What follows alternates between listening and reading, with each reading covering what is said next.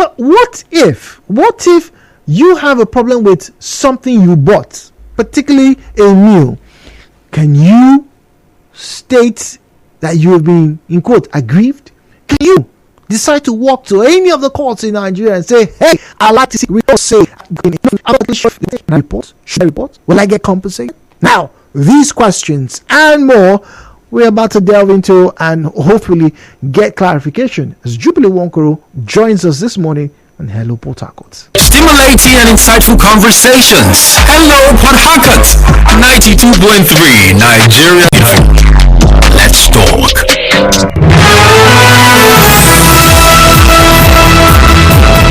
Good morning, Mr. Jubilee. Welcome and thank you once again for joining us. Good morning, Mr. Ju. Nice to be here. Always a pleasure having you join us. So now let's get into the matter. This issue of buying and selling of food, akara, mai, bole and fish, rice and ufako, and all those kind of things. What exactly does the law say about the marketability of food? Well, that question is back in history of law and legal issues. We have bringing it as close as we can. History is a long journey. We'll make it as short as we can. Bring it as close as we can. We'll go to the Sale of Goods Act 1893. The Sale of Goods Act is a law that was operational in England, of course, is operational.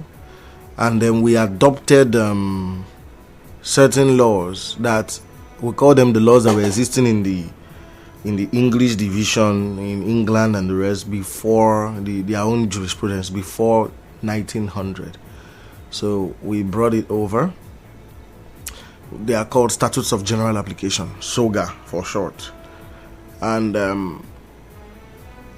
that act provides for something called merchantable quality. Now, merchantable quality is the reasonable man's test. By the reasonable man's test, what is worth selling to the person? Now, whether it is food, whether it is clothes, but today we are looking at food. So the merchantable quality of food means that the food passes the basic reasonable man's test. It passes the reasonable man's test. That is, a reasonable person can say this food is okay. So how do you say that? How do you say food is okay? It should pass basic things. Number one, it shouldn't be poisonous. The food shouldn't be poisonous. The food shouldn't lack basic ingredients. I mean, like I told Mr. Jude before we had the conversation, I said, food that doesn't have salt. Especially in the African setting, because most of the food in some other countries, they don't really do a lot of salt. They make different kinds of. They even have meals they make with sugar, and they call them meals. Here we call that a snack. Okay, but then we have salt. Salt is an issue here. I mean, we've had judicial separations of marriages that came from she cooks food, she can't put salt, or the salt is too much. Yes, it's triggered a lot of stuff. Yeah, so she doesn't know how to cook. When they say she doesn't know how to cook, the food is either too salty or is not salty enough, or is not well spiced, or is over spiced, or stuff like that. So so those are issues. And then if I get food and then I discover that, for instance, let me use the extreme example, the case that was done against a particular major company in the UK. I mean, no need to overflog their integrity. So I would just say the principle of law that came from the case, that would be enough. Negligence. It's a bottling company in the UK, and somebody bought a drink and then the drink had a problem. That was the place where the principle we call the neighbor's principle was developed. That is coming from the teachings of the founder of Christianity, Jesus. The court drew from his teachings and asked the question, per Lord Denning, who is my neighbor? The person that is most reasonably likely expected to be affected by the consequences of my action or inaction. I'm quoting him verbatim. Now, so the guy bought this drink, and then the drink was bad. I think there was a snail or something, a dead stuff in the drink. So, and then you couldn't sue because we had this principle of common law. Like I always say, common law is law as it used to be. Is the harsh dimension of law that is all about rules and technicalities. We now had equity that began to ameliorate. Now the court trying to apply equity and then be active. We call it judicial activism, unlike passivism, which is what I feel the tribunal was asked to do recently. Like, when you go out of the rigid principles, something like that. Yeah. So the court was trying to do activism and just because then we had this proximity. I'm taking this detour to give grounded understanding to anyone listening. We had this issue of proximity of contract, and a lot of people, because proximity of contract makes reasonable sense, common sense. A lot of people think that's what the law is, but that's not what the law is. Now, I mean, long before my grandfather was born, that has ceased to be what the law is explicitly. Yeah. Proximity of contract means that I buy a drink from you, and then you're not the maker of the drink. Yeah. It's very tricky. But I don't have any really direct business relationship with the maker of the drink. I can't sue you. And I can't sue the maker. But the maker is my neighbor. Because his actions have affected me. it. Yeah. So that's where the neighbor's principle came out. Who is my neighbor? The man who will be most reasonably expected to be affected by my action or inaction. So in some scenarios, the president of Nigeria can be my neighbor. Yeah. Because his actions. I mean, the story that led to that, the Samaritan, that was, I mean, nobody there was his neighbor, in quotes. But the man whose actions had to do with him directly. Who intervened in Yes, who intervened, you know, is his neighbor. So everybody there ought to have been his neighbor. The priests and the others, you know. Let's not go into the whole biblical this thing. But what Lord Denning and Lord Atkins took out of that and they made the principle of law.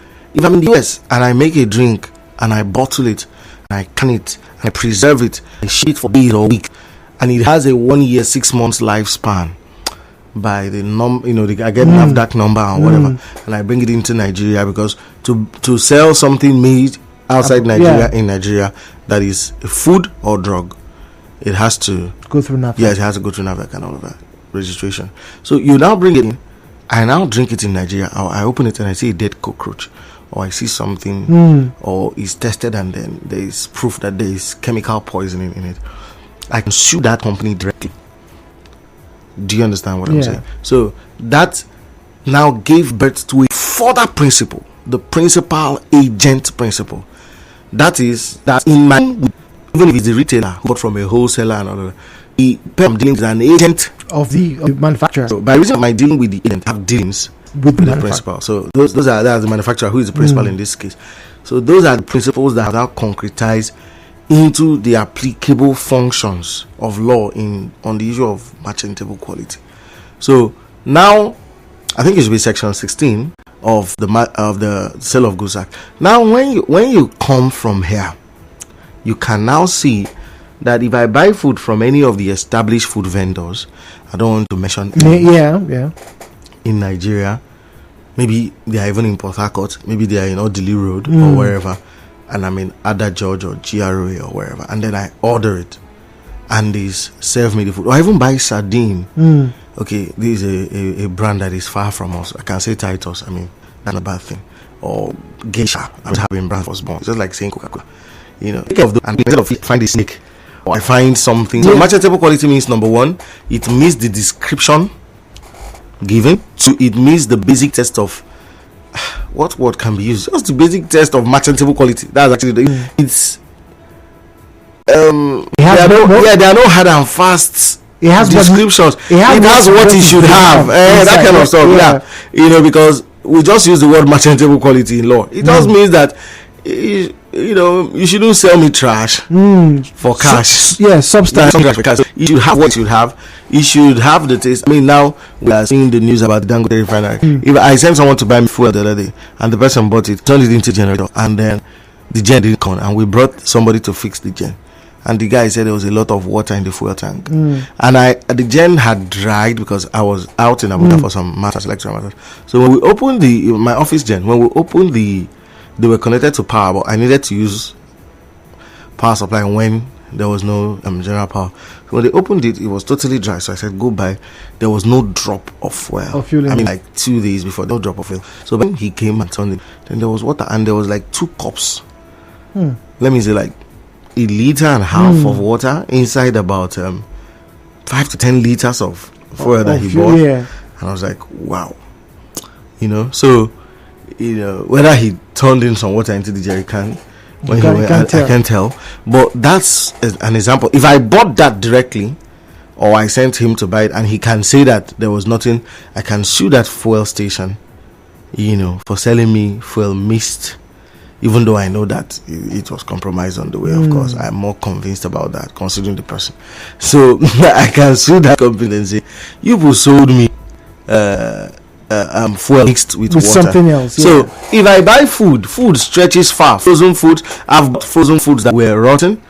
You can't tell that they're not good until they defrost. Okay. Yes, you can't tell if chicken is good or not, especially fish, until it defrosts. I cook a lot, so I know a bit of that. So when you get that and it's bad, you can take it back to the person. So when people say, where I'm going now, first of all, is when people say, if you buy something, check it now. If you go home and you bring it back, no refund. Well, you are, of course, we've already dealt with that before. Now you already know that you are in trouble. In fact, if you sell me something that is not of merchantable quality, you're not just going to stop at refunding. You're going to pay damages for that. Because it's negligence. It's negligence. Yes. Okay. Now, so we're looking at, you just given the example of what you call it, frozen food, fish and chicken. Yes, we've gone through the history and whatnot. We're going to go on a break shortly, okay? And then when we come back, we'll look at this idea of merchantable quality, because you made reference that in the Nigerian context, salt is a big issue. Even going as far as having divorce cases, originally because one party did not quite believe that the other party was cooking up to the quote Nigerian standard. I'm not pleased with quality of ingesting relationship. So when we come back, we'll explain a bit further, and we'll open phone lines. I'm already seeing some questions on the WhatsApp platform. I already see some of the questions. We'll take those questions when we come back. So stay tuned. Right here, 90.3 Nigeria.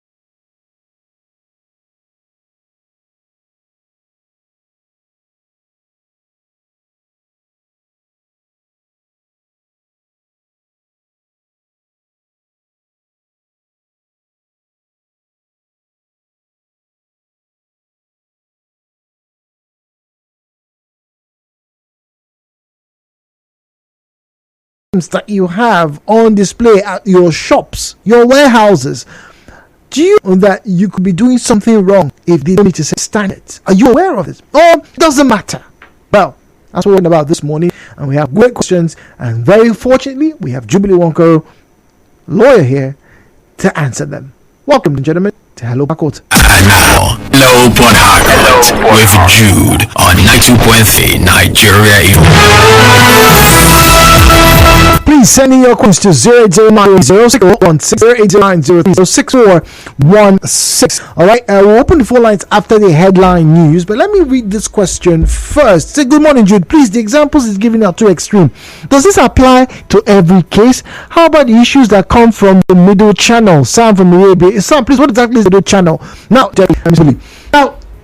if I buy my favorite bole and fish or bread from the bakery or the vendor or the woman who sells at Junction, all right, and I taste it and I don't like it, I've paid the woman the money,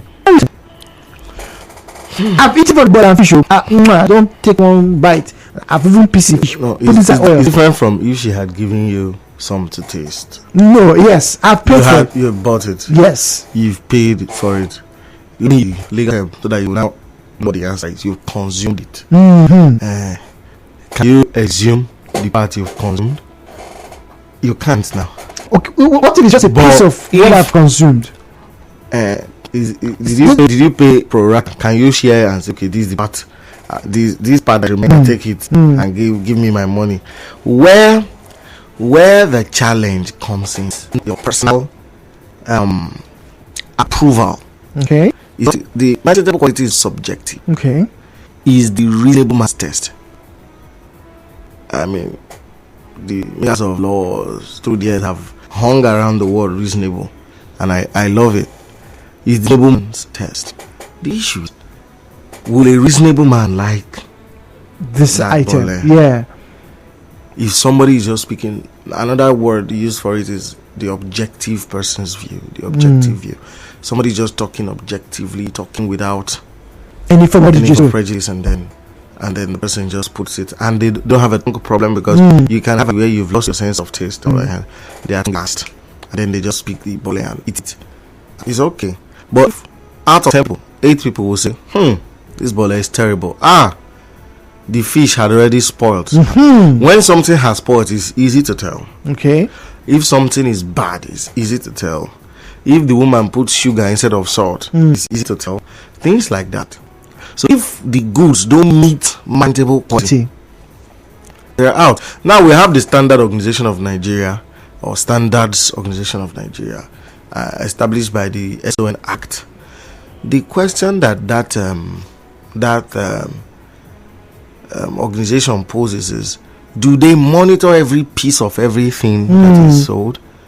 So when NAFDAC comes, you just show them that you are producing properly. I register NAFDAC for people, by the way, so I can tell you that they never get to go there to all the places later on to check every bag of pure water, and that's literally impracticable. Do you understand? So what NAFDAC and SON do is to regulate the right to produce and distribute. All right, we'll go for a quick break. We have the headline news coming through, and then we'll open the phone lines with your examples and your scenarios, and let's see how this, in quotes, vegetable quality is interpreted.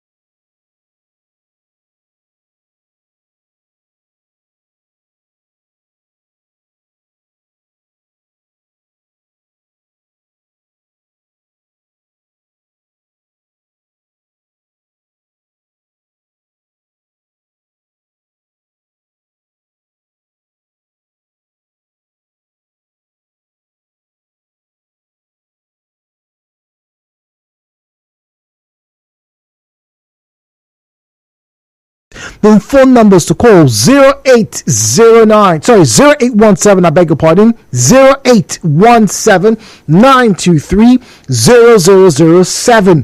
0817 923 0007 and 0817 923 0003.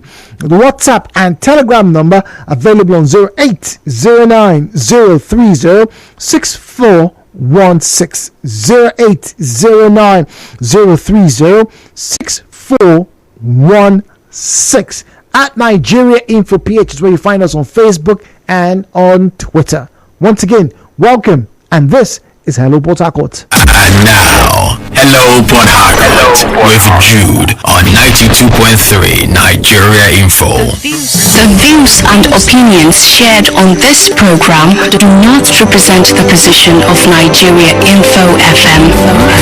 Nigeria Info, let's talk.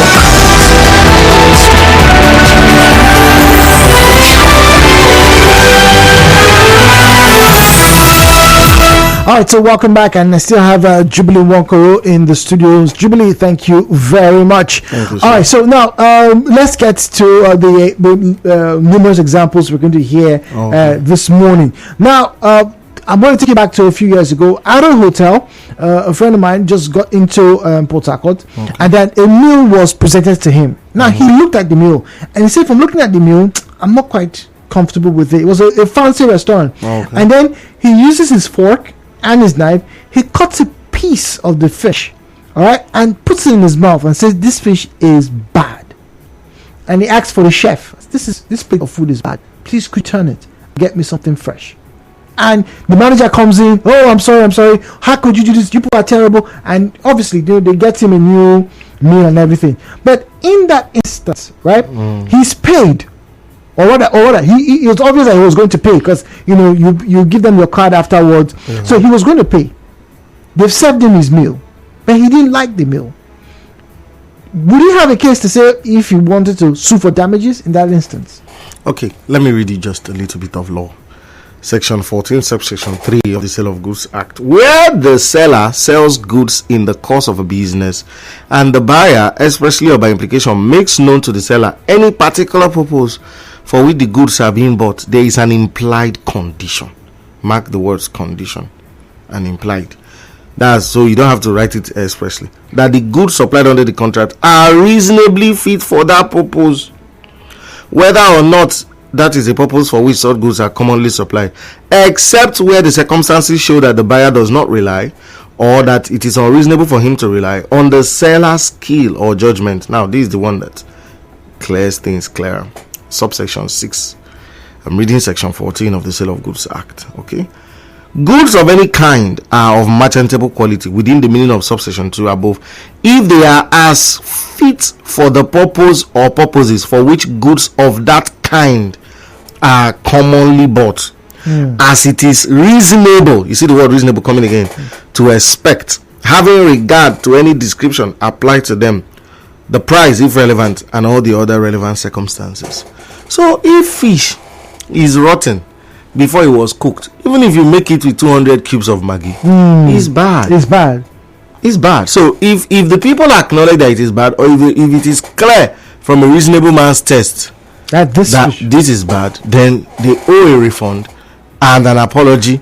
And where that is refused, or where that piece he puts in his mouth has already affected him, then he can sue for damages. Yes, he can sue them. So it's so important. A lot of our people don't know that there's something called merchantable quality. They tell you, buy the original, I have the original, I have this other less expensive one. You sell chargers that somebody uses and it's no longer working. I was at the Ilabuchi zone this morning. I took a drum set that I was to my drum set for religious ministry purposes, and then I took it there and they just fixed it. And then a man that I did something with, I think about keyboard or something, was telling me that, barrister, you are here and they are oppressing me. I said, how are they oppressing you? He said somebody bought a keyboard from him and then took him to court that the keyboard is not working. I said, did you give the person a warranty? He said he gave the person a 4 months warranty and that the keyboard exceeded the warranty. I said, okay, you are a bit on the safe side. They used it for more than 4 months. They could have poured water into it. Anything could have happened. But where on purchase what you bought is dysfunctional, can't meet the purpose. You see this expression, we saw it the other time when we were looking at the Federal Competition and Consumer Protection, when we're talking about issues of no reform. We see these things every day. So where this is the case, we have to check on a normal day, is that thing okay for you? So if you're a businessman listening, I know you are really in a very sober state now hearing me. Yes, just do the right thing, because if you sell something, you sell paracetamol and then they find out it's chalk. You know, we used to have that experience before. We had the great warfare led by Edora Kunyili and the rest on food and drugs. So please, what you wouldn't want someone to sell, that is actually how they put that principle, both the neighbor's principle and we have the golden rule, do unto others as you have. Yes, all those things have been enacted into law. You know, so if you know that you wouldn't want that fish, to be, I would ask the person to eat it. If you know you wouldn't want to eat that, then don't sell it. And if someone has sold something to you, spanning within food and beyond food and all of that to any other thing, then someone was talking about the lady who won who broke the record. Yes, we were waiting for the confirmation and all of that. And then people were saying, "Oh, she's such a great cook. She's such a this." I said, "Well, that's good. I hope they can say it about everybody selling food." So you have to know it's not just about cooking for 100 hours. People there that were to have that energy cheering her for 100 hours, they were eating, and I believe a lot of what they were eating were coming from that kitchen. So if it wasn't making sense, I'm not sure anybody will be cheering the young lady and all that. So please make sure you sell. And if someone sells you something and the thing does not meet the purpose for which it's normally used, everybody knows that when you buy bole and fish, the plantain should be done. You open it, the plantain is not done. You buy the fish and inside is still raw. The fact that it's roasted does not mean it should be raw. If the fish is raw, give it back and then let them make a refund. And if you suffer any damage from it, health-wise or whatever, you can ask for damages. Okay. All right. This one here just came to me. Said, "Good morning. Please ask your lawyer if I buy food from a vendor online and when the food gets to me, I open it and I see that the food has gotten bad. Who do I hold responsible? Is it the delivery person that maybe took too long, or the person who sent the food to me?" How long could the delivery person take till the food gets bad? Did he take the food today and then bring it the next day or something? Well, who contracted the delivery person? Because that leads us to another section of that stuff, the principal agent stuff. It leads us to subsection 5. The preceding provisions of this section apply to a sale by a person who in the course of a business is acting as agent for another, as they apply to a sale by a principal in the course of a business, except where that order is not selling in the course of a business and either the buyer knows the fact or reasonable steps are taken to bring it to the notice of the buyer before the contract is made. So if you are the one who got the delivery person, it's between you and your delivery person.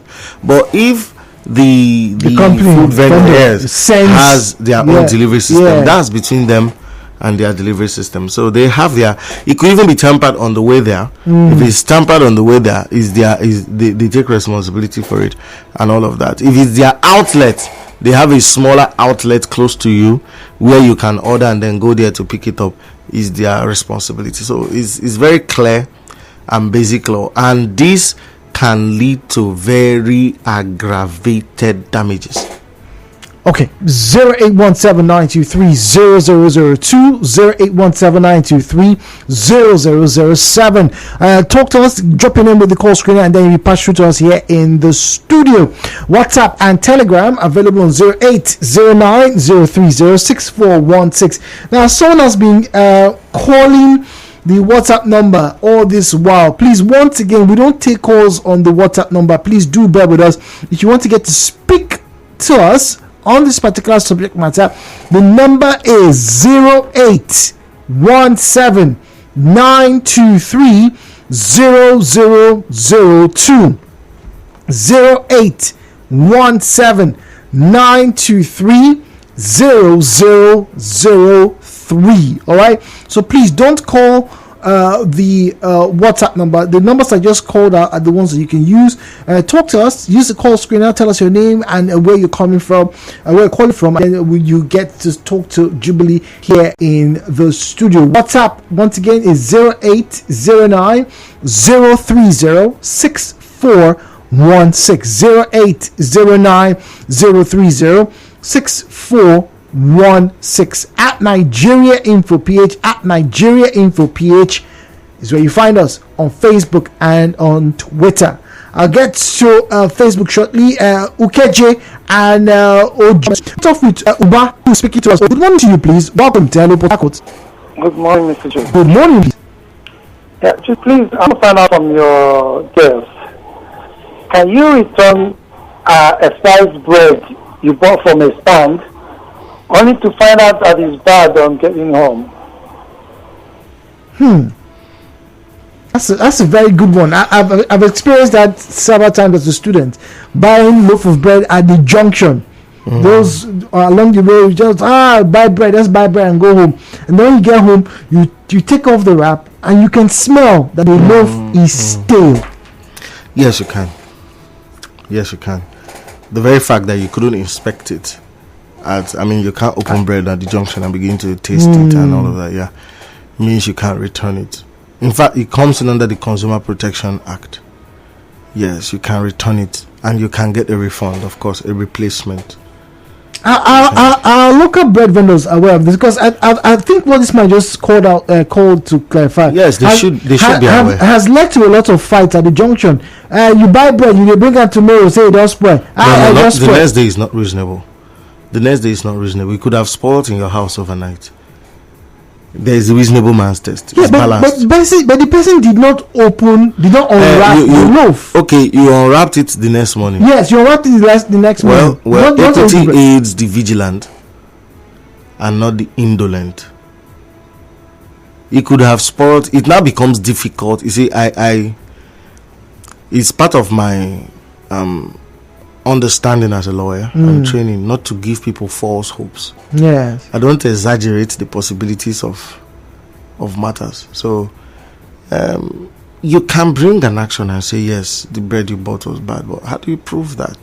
How do you prove that it didn't get bad under the condition in which you stored it? How do you prove that your house was not too hot for the bread to survive?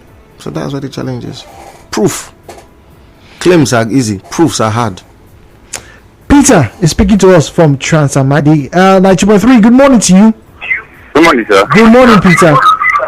Well, I'm trying to find out, if you get to a shop and buy a thing that has a CCTV camera and you forget your phone and you took it to the house, you pay your phone, you went back there, they say your phone is not there, and tell them to play the camera for you, they refuse to play. What is next step next? Okay, well, that's different from what we are talking about now. That's slightly different. Well, if you suspect that they took your phone, report them to the police. Well, they will also bring their own legal claims against you. To learn milk that was fake. The seller refused to collect it back, saying that she didn't manufacture it. I was surprised. There's nothing I didn't tell the seller to collect it. She refused. But I saw it from an ignorant point of view, because she can be sued for it. I experienced the same thing with another seller. I returned and another one was given to me. All right. So is that the thing? The person who refused to take it back now, is it the time factor is there? The proof factor is there? And then how do we even know that is what you took that you returned? But I brought this milk. I bought from you. It's the fake one. You sold me the fake one. It's always better to inspect what you buy. But if you buy it, and if at the time you bought what you bought, there was no reasonable opportunity for you to inspect it. To unseal it. I can't open a can of sardine in the supermarket to know if it's good.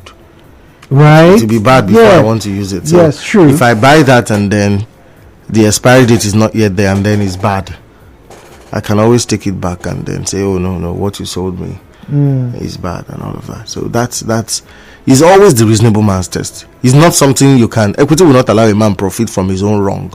These things I'm saying are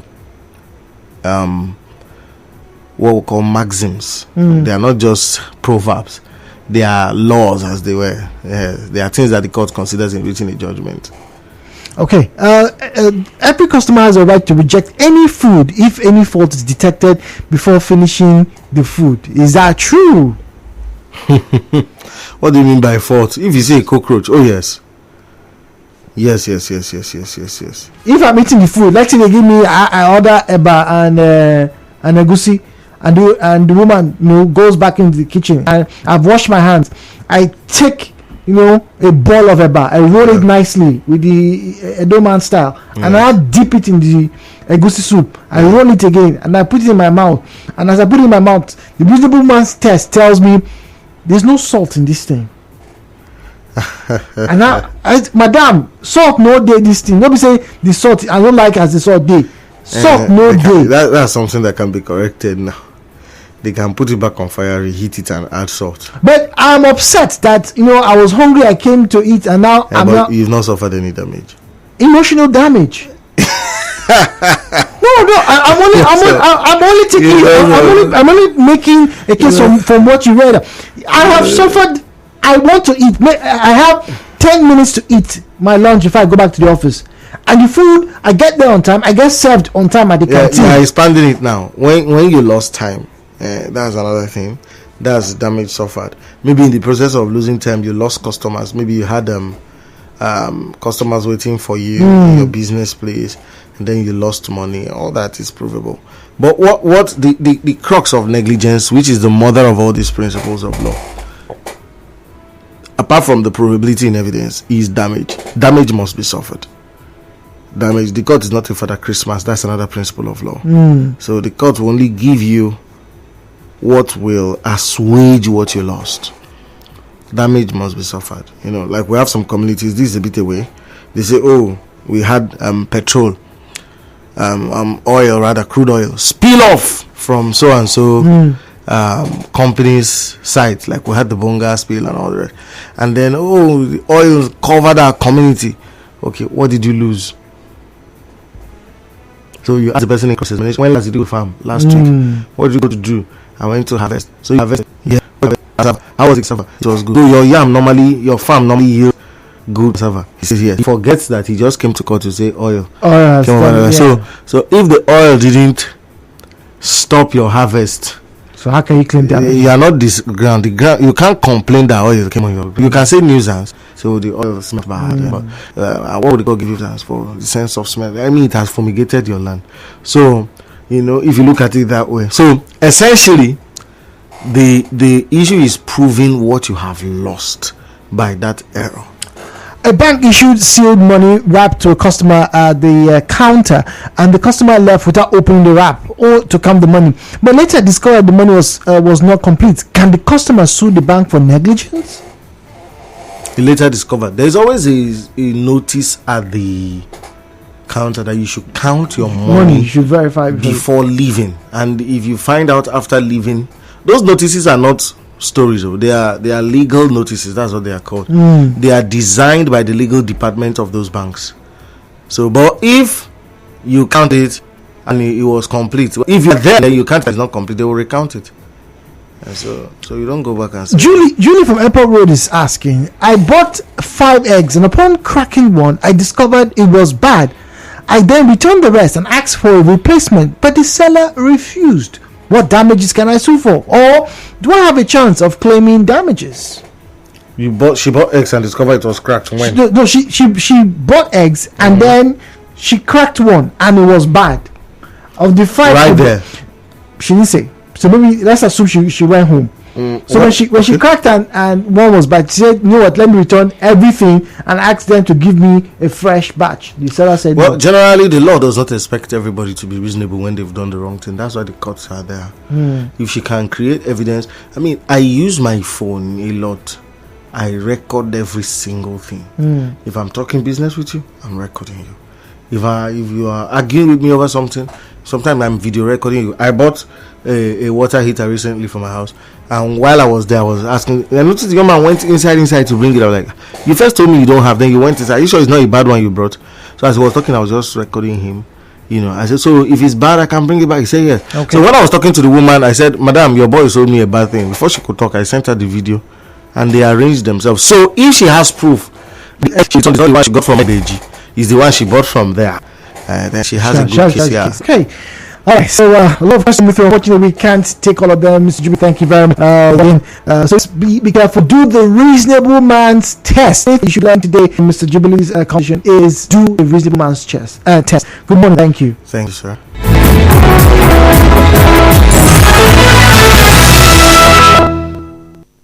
Nigerian